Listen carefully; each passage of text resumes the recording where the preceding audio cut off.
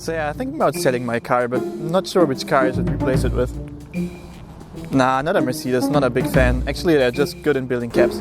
Well, speaking of cabs, I have to get a cab now to get to the airport. Take care, bye bye.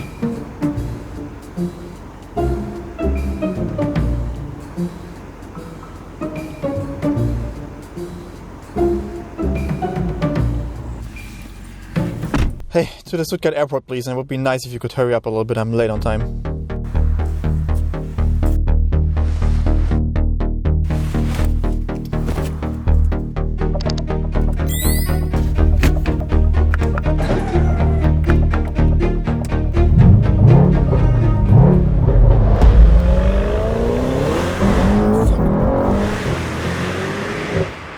Good morning guys and welcome back to our channel. A few weeks ago we had a look at the AMG GTS and today we're gonna test the 4-door GT4 variant. In its S version it produces 630 horsepower, which means it's one of the strongest engines AMG ever installed in a production car.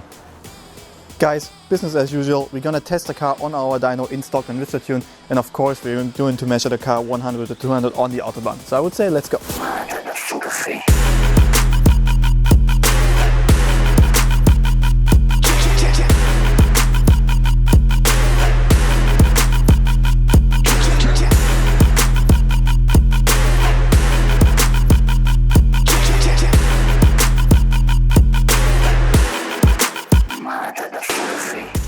If you guys are watching our videos on a regular basis, you might know that I'm usually not a big fan of Mercedes or AMG. But the AMG GT63 S 4-door coupe completely changed my mind, as this car is simply ridiculously good in nearly all aspects.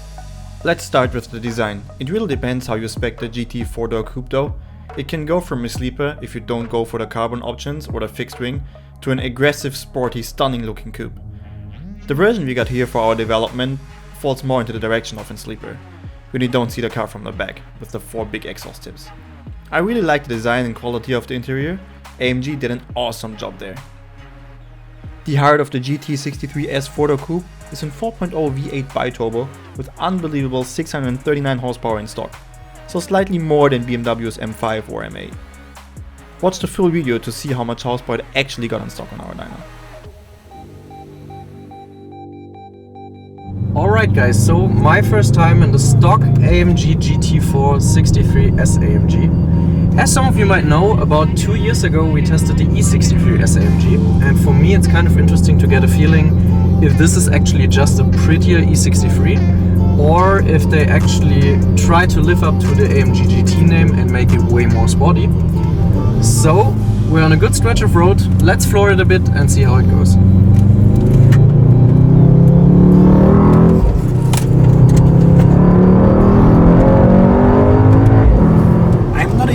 Merc fan to be honest, but I'm a big fan of the V8, especially this V8. The car pulls just massive, handling is amazing.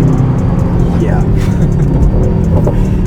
What you can notice right away is that, I mean, this is a stock car and it basically accelerates like a lot of other V8 cars without tune. It's really blistering fast. I'm totally in love with the car, it's so much fun. That is like a performance of an AMG GT, the 2-door version, but you have 2 seats more in the back, which makes it basically a pretty awesome family car.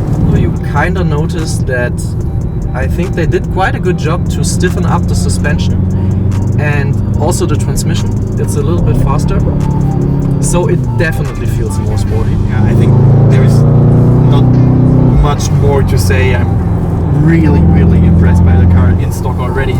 Performance is superior. As I mentioned, I'm a big fan of the Merc V8. Car pulls just totally insane.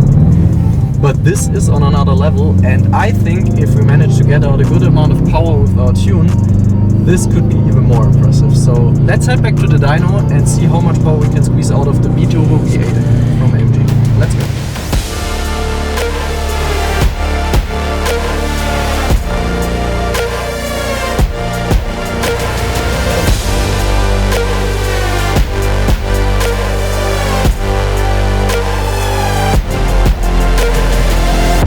Welcome back to our dyno. As always, we're gonna start with the stock figures. Before we jump into the figures, I have to say the car is 100% stock, so no modification whatsoever. Officially, the car is rated by AMG with 639 horsepower and 900 Newton meters of torque. We measured the car now in stock with 712 horsepower and 953 newtons of torque. A little bit over the claimed figures, slightly over the claimed figures, but as always, who's gonna complain? And we measured the car several times, all with the same results, maybe like 1 or 2 horsepower more or less, but always in the 710 horsepower area. I would say let's have a look at the tune figures.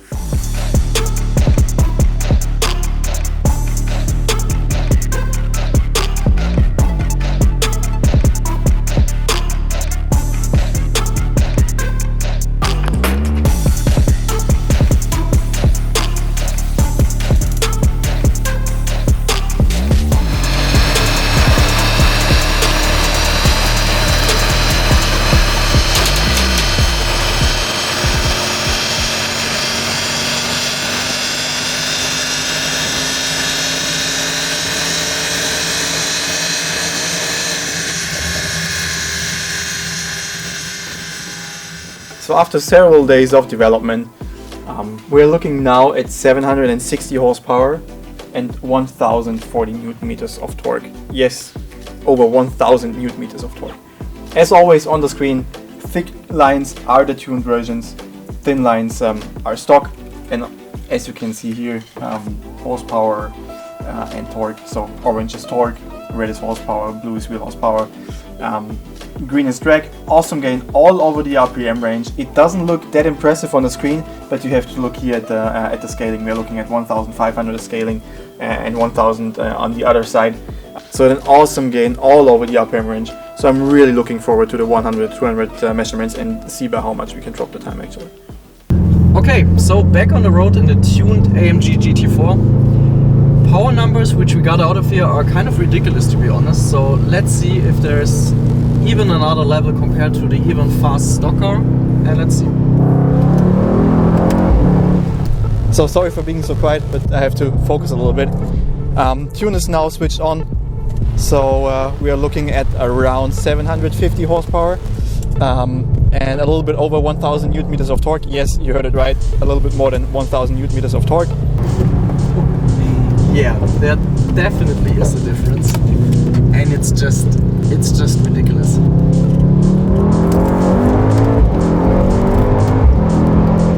The car pulls like a freaking train. Maybe you can see my impressions in the face. Car is stunning. Pulls so awesome. Wow. You know, like a lot of times you feel the power difference in especially high or low RPM area. With this one, it's just everywhere. Like, it's ridiculously fast in stock, tune it, and it's like 10 times ridiculous fast in every RPM range. It's just, it feels like there is never any loss of power at any point in any gear. Damn, that car is nice. Performance is superior. The handling, as I mentioned, I mean, didn't change anything in the handling, but performance of the engine is really, really nuts. I mean, it's easy to fall in love with the car, yes, but to be completely honest with you, I don't know if I would be a fan of having this as a daily driver, because in my opinion, if you like to drive fast and sporty, there are two options. Either you have fun and you're in jail a week later, or you can basically use at best 50% of the car's performance. I'm so impressed by the car. So much fun to drive and so much power. Whew. So, I mean, this is not anything against the car, it's just too fast and too good to use it on the road. Basically, you buy a 2-ton luxury sedan, and the only place where you can really have fun with it is on the Hockenheim ring, which is ridiculous. Yeah, I'm really, really impressed, performance-wise. I mean, you can floor it. Yeah. Okay. Yeah, I'm lost in words, basically. So let's head to the Autobahn. In my opinion, this will definitely be one of the fastest cars we ever measured. So let's go there and see how it performs from 100 to 200.